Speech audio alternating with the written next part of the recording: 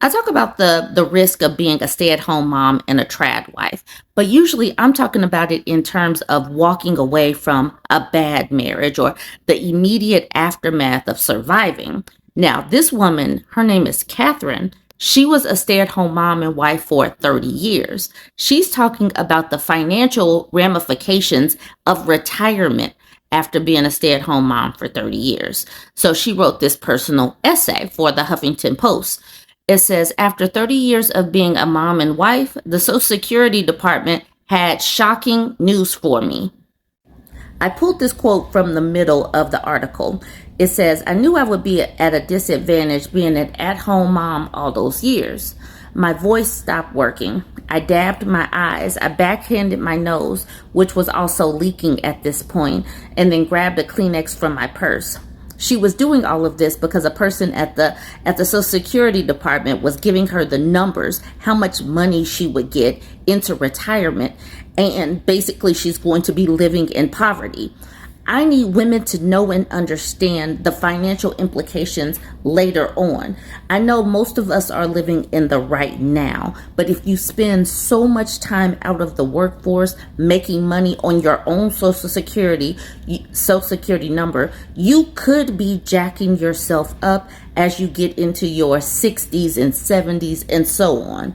I will read the quote where it fits in the essay. I just wanted to start there. All right, here we go with her essay. It says, the loudspeaker announced my number barely 10 minutes after I arrived for my appointment. R718, report to booth number 4. Even though I am a few years away from retirement, I was at my local Social Security office on a fact-finding expedition. I needed to prepare for the lawsuit my ex-husband threatened to launch because he was reaching a reasonable retirement age and wanted to end his alimony obligation to me. This woman got married at 23. She says, I was married for 30 years when I filed for divorce at the age of 53. The challenges of becoming a single person were, of course, staggering. When I first contemplated separation, I had visions of being a bag lady, eating cat food and begging for money at the corner of Conference Drive and Rivergate Parkway. After all, I spent most of my married years as an at-home mother or working part-time to accommodate my ex's demanding career schedule and my children's needs. My career aspirations, i.e. earning potential, were on hold during that important time frame of making sure that he was set up. This part right here, those fears of being a bag lady, kept me in a marriage I wanted to leave long before I made the move.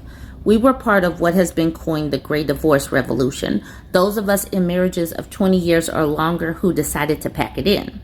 Baby boomers are the leaders in divorce rates in America. Now, apparently, I may be inducted into a new group. Older divorced women who are one of the highest growing poverty or near poverty demographics in the United States. My ex-husband had already sent me 2 emails that I ignored. He wanted me to simply agree to his plan to end alimony. I received alimony in futuro, a type of support reserved and granted for divorce in cases resulting in a relative economic disadvantage due to the inequity created by a long-term marriage. This permanent alimony is only revocable for death, living with a third party, remarriage, or if the terms are contested at retirement age and the judge deems that a change of circumstances would be an undue hardship to maintain the support. This would be the second such lawsuit in less than 10 years since we divorced. He lost the last one. I needed to know the numbers in case he actually solicited a petition this time.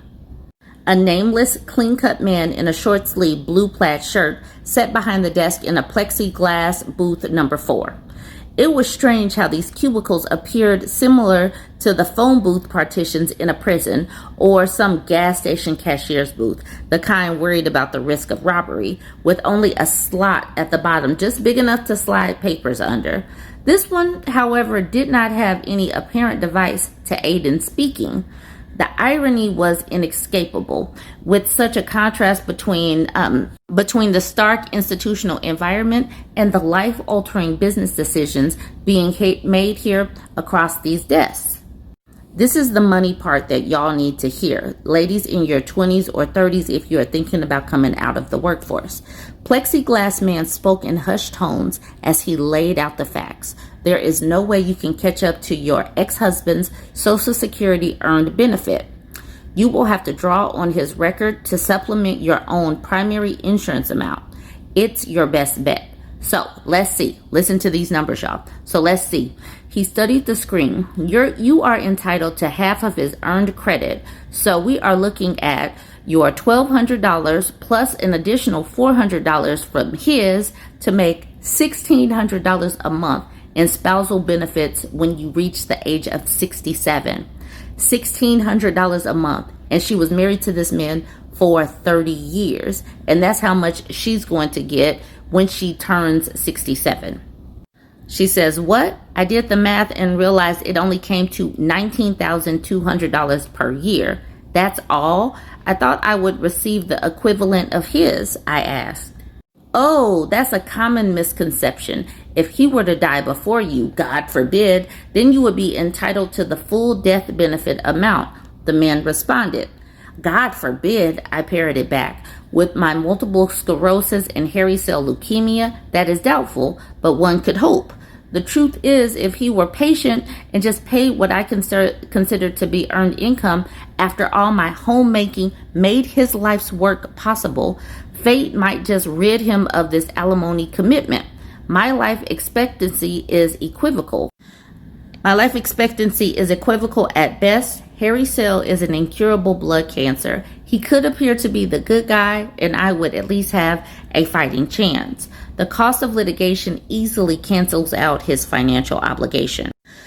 F, I said under my breath as reality banged around in my head. I have only a minimal employee retirement savings, as my ex kept most of those funds while I retained the house in our marital dissolution agreement. I will definitely require alimony to survive. This is when the tears seeped out despite my best efforts to maintain my composure as I stared hard into the eyes of the plexiglass man. He was clearly uncomfortable with being the conveyor of such news and averted his gaze. I guess this is why the barrier is there. So shocked and disoriented people, keening in despair, don't jump over the desk. She says, I knew I would be at a disadvantage being an at-home mom all those years. My voice stopped working. I dabbed my eyes, backhanded my nose, which was also leaking at this point, then grabbed a Kleenex from my purse. Uncomfortable with the silence that followed, he said, you should be so proud. You stayed home with your kids, like they would be my best retirement plan. I'm glad women get this provision now. My grandmother was in the same boat, he added. I was a bit insulted that he compared me to his grandmother, but more importantly, I left that appointment shivering inside and out. The unhoused bag lady anxiety was back. Based on my mother, my only female example, I had a good reason to be apprehensive. She divorced my father in 1973, riding on the second wave of feminist achievements. The invention of the birth control pill and the no-fault divorce made it possible for women to leave unhappy and abusive marriages. But many women like her also paid the unexpected costs, and she was plunged into poverty. Child support was not enforced, and alimony was rarely granted in those days. We ate potted meat, blood-red hot dogs, and government cheese while she trained to be an administrative assistant to support herself and her 5 children as a single head of household living in a mobile home in a trailer park. Mom worked for almost 2 decades after her divorce, but could not financially make up for the years she spent as a housewife. I want to say that again. Mom worked for almost 2 decades after the divorce, but could not financially make up for the years she spent as a housewife. Know and understand how staying home could impact you later on. The low-paying job she had while married, cleaner, waitress, and such, counteracted her higher income as an administrative assistant. She ended up grossing $575 a month from Social Security, despite the fact that she could have drawn against my father's Social Security allotment for more than double that amount. For her, it wasn't only a point of pride and separation from him, but it was also her symbol of freedom and independence. Living simply and frugally on her own earnings was more important to her. Maybe this is why she made a point of giving me a $100 bill every Christmas when I was a young mother. "This is just for you," she would say. I kept the money as long as I could, but inevitably I would spend it on an emergency, a kid's field trip, new shoes, etc. Still, I cherish this bit of independence in an otherwise codependent marital relationship. I have worked too hard to have a different life or a better outcome than she did. I did not want to end up like her. Don't misunderstand me. I admired and respected my mother and her devotion to her children, including the care she took of my 2 adult brothers. One, who was incapacitated by a heart attack and stroke, outlived her by 5 years, and the other was dying of liver disease. Fierce like a feral cat, she advocated for them, right up until death. When my brother died, not of liver disease, but in a house fire, part of her died with him. Mom had a hard life, but she never complained, at least not to me. I think that's why she died so young at age 73 from hemolytic anemia. She was weary. As she lay on her hospice bed, I told her, "I love you, Mom." "I'm too tired for love," she replied. Death was her escape. I understand her statement much better now, some 12 years later. Sometimes it's safer not to feel. The bombardment of too many traumas demands a soul to shut down. Unconditional love is too exhausting to maintain. In the decades since the judge banged his gavel pronouncing me restored to all rights and privileges of an unmarried person, I have earned a Master of Fine Arts in writing, secured gainful employment teaching college-level composition, and navigated the care and keeping of the house and the car. What was unaddressed by my attorney or the judge was how this very choice to divorce after being an at-home mother of 3 and the sole cheerleader for my husband's career carried the added penalty of social insecurity in retirement. I soon discovered my situation isn't unique. According to the Biden-Harris Economic Security of Older Women study released in September 2024, women still experience persistent and accumulating workplace inequities throughout their lives. Lower pay compared to their male counterparts, fewer employer-sponsored benefits, unpaid caregiving responsibilities, etc. We earn less and pay less into the entitlement fund. These factors disproportionately disadvantage widows, divorced women, and older women of color, the study found. The poverty rate for divorced women 65 and older is over 19%, well above their married counterparts at 12%. This means they are living on a yearly income of $15,650 or less. With the increase in the gray divorce numbers, it makes sense that there is a coinciding increase in the number of women living in poverty. My recent trip to the Social Security Administration office confirmed this inevitability. Despite working to increase my earnings with multiple promotions and erasing the zero income lines from my work record, my marriage and divorce created lasting financial inequalities. My wage projections, even if I add in the modest and taxed alimony income, aren't technically in the poverty range, but it is meager. Retirement, especially in the Trump economy, looks doubtful. Luckily, I have a few more years to prepare. Until the United States truly values stay-at-home mothers by instituting congressional action and not just spouting pro-life, pro-family lip service, women are going to continue to suffer a lifetime of financial disparity. For starters, child care tax credits, like the ones we grant folks who pay for daycare, could easily apply to stay-at-home moms. We could also provide caregiver credits for years spent working at home, rearing children on women's Social Security tallies, like the European countries have done for decades. Lately, whenever young mothers ask me about staying home with my children, I admit that I'm not sure if it was worth the sacrifice. I never thought I would feel this way. I've been quite pompous about my choice, feeling superior to those bad moms who worked outside the home, missed their children's first, and relied on us to do the room mothering and carpooling. I caution these women not to anticipate misfortune, but to take a proactive approach. Limit those years at home, pay into their own IRAs, or devise a plan with their spouses to mitigate the financial penalties. That way, if they happen to fall out of love, as my mother said, grow too tired for love, and make that impossible mental health choice to leave, it will not bankrupt them for the rest of their lives. In truth, most families like mine with shoestring budgets are simply unable to do this. We never know what the future holds, whether it's a happy marriage, a divorce, or a life-threatening illness. So we women have to take care of ourselves too. This is the essence of gender equality. She says women have to take care of ourselves too. This is where I say have a sense of self-preservation. And so this is from Catherine Beresheim, and she wrote a book. It's called Chicken Soup for the Soul, Lessons Learned from My Cat in 2023. So I'm just putting that out there. Obviously, if you want to support that woman, that is her book, and this is an excerpt. But this is the thing that we talk about. We talk about this so much. It matches, but I don't have the experience to talk about, what happens when you get older, when it's time for retirement. I'm always talking about the leaving and the readjusting to life as a single person. So this is just another added thing.